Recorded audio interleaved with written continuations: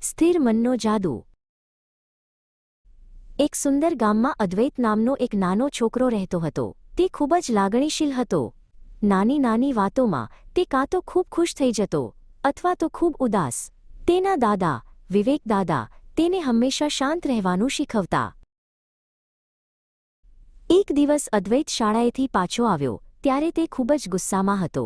તેણે કહ્યું, દાદા, મારો ખાસ મિત્ર આજે મારી સાથે લડ્યો।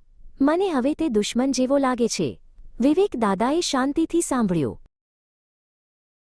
બીજા દિવસે અદ્વૈત દોડવાની હરીફાઈમાં પ્રથમ આવ્યો। આખા ગામે તેના વખાણ કર્યા। તે ગર્વથી ફૂલાઈ ગયો। તે દોડતો દાદા પાસે આવ્યો અને પોતાની જીત વિશે જણાવવા લાગ્યો। પણ તે જ સાંજે રમતા રમતા અદ્વૈતની હાર થઈ। તેના મિત્રોએ તેની મજાક ઉડાવી। અદ્વૈતને ખૂબ જ ખરાબ લાગ્યું અને તે રડવા લાગ્યો। તેને લાગ્યું કે તેનું અપમાન થયું છે। બપોરે સૂરજ ખૂબ તપી રહ્યો હતો। વિવેક દાદા અદ્વૈતને ખેતરમાં લઈ ગયા। દાદા, કેટલી ગરમી છે, મને ખૂબ પરસેવો થાય છે, અદ્વૈતે ફરિયાદ કરી। દાદાએ કશું ન કહ્યું અને ચાલતા રહ્યા। થોડીવાર પછી તેઓ એક ઠંડા ઝરણા પાસે પહોંચ્યા।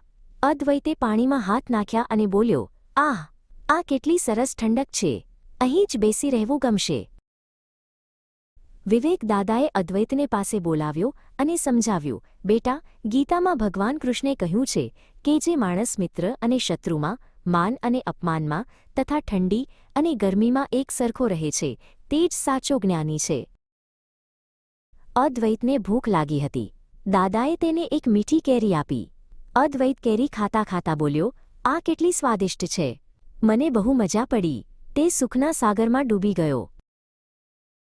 અચાનક ચાલતા ચાલતા અદ્વૈતના પગમાં એક કાંટો વાગ્યો। ઓયમાં, બહુ દુખે છે, તે દર્દથી કરાવવા લાગ્યો। દાદાએ શાંતિથી તેનો કાંટો કાઢ્યો અને કહ્યું, બેટા, સુખ અને દુઃખ બંને આવશે અને જશે।